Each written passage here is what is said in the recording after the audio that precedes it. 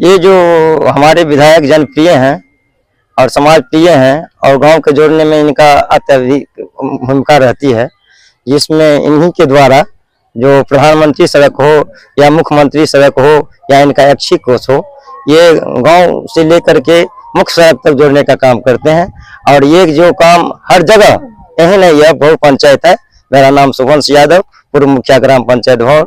जो हम लोग इनसे गिरभांस करते हैं, इस गिरभांस को ये पूरा करते हैं। ये मुख्य सड़क से अंसारी टोला तक जा रहा है, ये हरपुर पथ है। कब तक? परसों तक तो शुरुआत किया गया है। हम लोगों की सौभाग्य है कि विधायक जी कहे थे कि उनको हम देख लेते हैं, तो आए, उनका उद्घाटन किए, इनको समझिए ये शिलान्यास किए। सब भौर पंचायत में आपके द्वारा सड़क निर्माण का जो है निरीक्षण किया गया है, क्या कहना चाहेंगे? ये आप देख रहे हैं कि जो मुख्य सड़क से लेकर के अंसारी टोल तक ये जाता है, ये काफी पहले से एक पगडंडी की तरह था, सरकारी जमीन उपलब्ध था।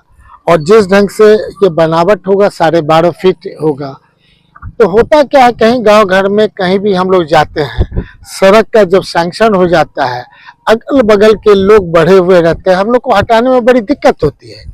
हाथ जोड़ करके विनती करते हैं कि आप भविष्य के लिए कम से कम 12.5 फीट आप ऐसा दे दें, ताकि दोनों तरफ से आपके यहाँ एक गाड़ी, डबल गाड़ी, 2 गाड़ी क्रॉस कर सके। तो उस ढंग से जो बनावट है, भविष्य में जब तक हर एक सड़क को डबल नहीं करिएगा, आप संभव ही नहीं है। आने वाले टाइम में 50 साल के हिसाब से जब तक प्लानिंग नहीं करिएगा, नहीं तो मधुबनी की तरह हाल हो जाएगा, कि शहर की तरह। लोग भले वही है, लेकिन जनसंख्या ज्यादा हो रहा है, आबादी ज्यादा होने से लोग क्या कर रहे हैं, ये संकट उनके लिए भी है।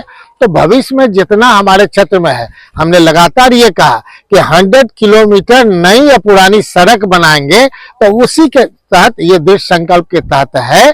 और हमेशा ये मान के चले कि पूरा विकास तभी हो पाएगा जितनी भी सड़कें हैं, जो फ्लैंक है, फ्लैंक को भी हम लोग आगे बढ़ावे, चौड़ीकरण करें।